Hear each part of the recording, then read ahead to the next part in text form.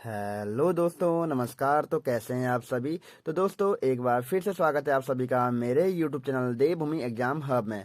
तो दोस्तों, जैसा कि आप सभी को ज्ञात है कि हम यहां पर परीक्षा वाणी के चैप्टर वाइज एमसीक्यू रिवीजन कर रहे हैं और आज हमारा ये रिवीजन का क्रम चैप्टर 20 पर पहुंच चुका है। ठीक है दोस्तों, तो अगर आपने अभी तक मेरी अभी तक मैंने यहाँ पर चैप्टर वाइज यहाँ पर एमसीक्यू रिवीजन करा रखे हैं परीक्षा वाणी के, उत्तराखंड परीक्षा वाणी के, अगर नहीं करे हैं तो प्लीज़ आप मेरे यूट्यूब चैनल पर जाके वहाँ पर मैंने परीक्षा वाणी रिवीजन क्लासेस का एक फोल्डर बना रखा है, वहाँ से आप चैप्टर वाइज वहाँ पर एमसीक्यू रिवीजन कर सकते हैं। ठीक है दोस्तों, तो आप सभी को जैसा कि पता होगा कि यहाँ पर हमारा जो भी पेपर हो रहा है वहाँ पर परीक्षा वाणी से क्वेश्चन पूछे ही जाते हैं। तो इस संबंध में आज हम यहाँ पर चैप्टर 20 को करने वाले हैं। ठीक है दोस्तों, तो शुरू करते हैं हम आज चैप्टर जो हमारा 20वां है उसके एमसीक्यूज को। ठीक है दोस्तों, तो शुरू करते हैं आज की वीडियो। तो दोस्तों, जो हमारा यहाँ पर अध्याय 20 का जो उत्तराखंड परीक्षा वाणी का हमारा चैप्टर अध्याय 20 है, ये है हमारा उत्तराखंड विज्ञान प्रौद्योगिकी पर्यावरण व प्राचीन मापतौल की प्रणालियाँ। ठीक है दोस्तों, तो इससे हम यहाँ पे अभी जो इसमें चैप्टर में एमसीक्यूज दिए गए हैं उनको लगाने वाले हैं।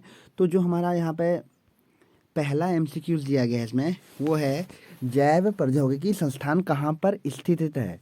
जो जो हमारा जैव प्रौद्योगिकी संस्थान है उत्तराखंड में, वो कहाँ पर स्थित है, वो है हमारा कहाँ, पंतनगर में।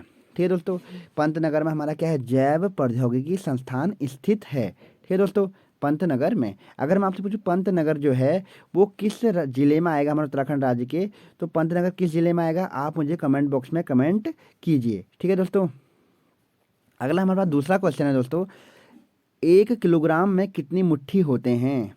तो जो 1 किलोग्राम में जो मुट्ठियों की संख्या होती है कितनी होती है, तो 1 किलोग्राम बराबर हमारी कितनी मुट्ठी होती है, 16 मुट्ठी। ठीक है दोस्तों, तो 1 किलोग्राम बराबर 16 मुट्ठी। अगला जो हमारे पास क्वेश्चन है यहाँ पे तीसरा क्वेश्चन है, पर्यावरण मित्र योजना 2006 में सर्वप्रथम शुरू की गई थी। जो पर्यावरण मित्र योजना 2006 में शुरू की गई थी वो कहाँ से शुरू की गई थी, तो पर्यावरण मित्र योजना 2006 में शुरू की गई थी, वो की गई थी कहाँ, श्रीनगर पौड़ी से शुरू की गई थी। कहाँ पे, श्रीनगर पौड़ी से। ठीक है दोस्तों, पर्यावरण मित्र योजना।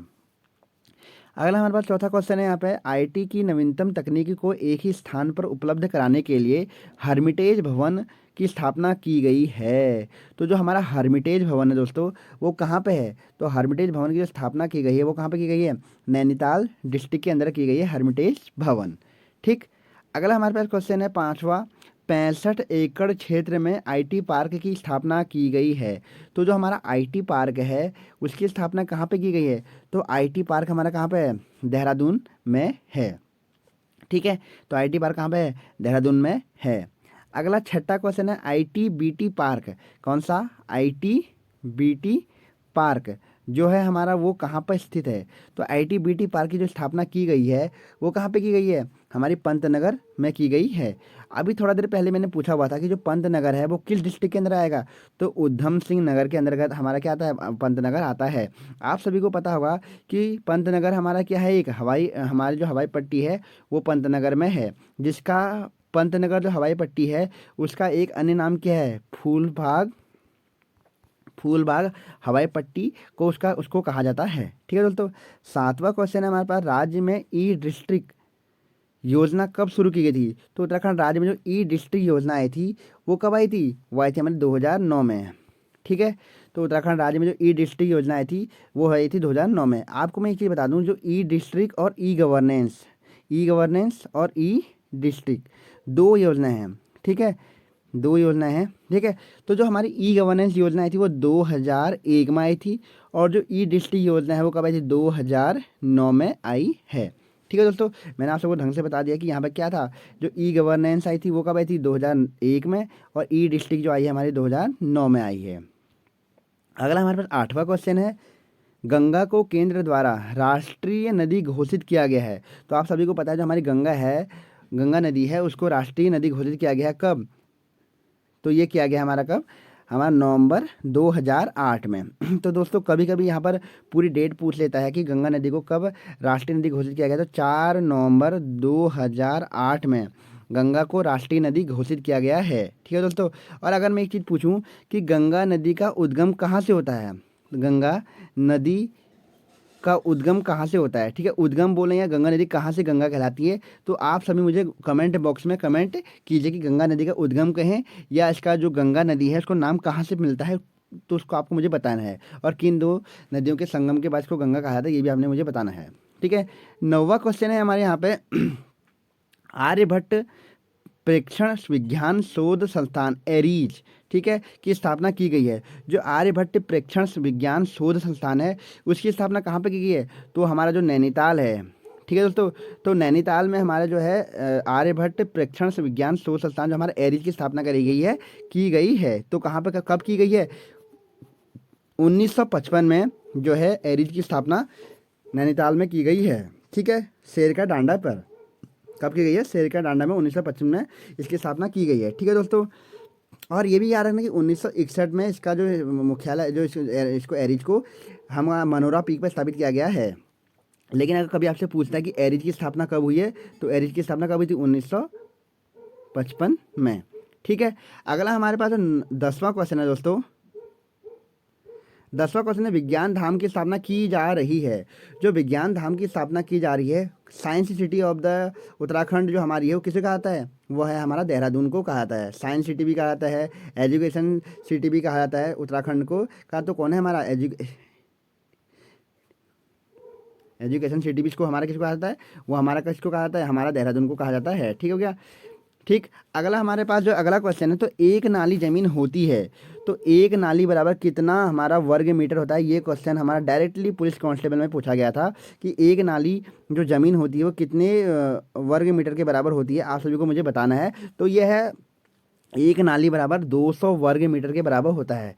तो एक नाली बराबर 200 वर्ग मीटर, ठीक है दोस्तों। और अगर मैं एक चीज़ आपसे पूछूं कि जो हमारी एक नाली होती है वो 200 वर्ग मीटर के बराबर होती है, 200 वर्ग मीटर के बराबर होती है। और एक नाली में कितनी मुट्ठी, एक नाली में जो हमारी होती हैं वो हमारी 16 मुट्ठी की जो होती है एक नाली होती है, ठीक है। 16 मुट्ठी बराबर एक नाली होती है। और अगर हम बोलें यहाँ पे, ठीक है, अगर अगर मैं बोलूँ कि जो हमारा 2.5 नाली होती है, 2.5 नाली मिलके हमारा क्या बनाती हैं, 2.5 नाली बराबर हमारा क्या होता है, 1 बीघा, ठीक है। ढंग से बता दे रहा हूँ, जो हमारे 2.5 जो 2.5 जो नाली होती है, मैं 2.5 नाली बराबर हमारी कितनी होती है, 2.5 नाली में हमारी कितनी मुट्ठी होंगी, पहली बात तो ये बताइए। क्योंकि जब मैंने आपको बताया कि एक नाली बराबर 16 मुट्ठी, तो 2.5 नाली बराबर हमारी कितनी 40 मुट्ठी हमारी होती हैं। तो 40 और जो 2.5 नाली होती है हमारी 1 बीघा ज़मीन के बराबर होता है दोस्तों। कितना, 1 बीघा ज़मीन के बराबर होता है, ठीक है। तो यहाँ पर मैंने अच्छे से बता दिया है कि एक नाली बराबर 16 मुट्ठी, ठीक है, एक नाली बराबर 16 मुट्ठी।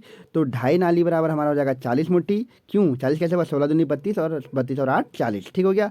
और उसके बाद में बोलते हैं 2.5 नाली बराबर 1 बीघा भी होता है। अगला हमारे पास क्वेश्चन है 12वां क्वेश्चन, निम्नलिखित में से सुमेलित नहीं है। तो सिल्क पार्क, तो इनमें से कौन सा सम्मिलित नहीं है, जैसे silk park Udham Singh Nagar, park of the great arc Dehradun, herbal garden Munikireti, Patanjali food एवं हर्बल पार्क हरिद्वार। इन चारों ऑप्शनों में से कौन सा इनमें से सम्मिलित नहीं है, ठीक है दोस्तों।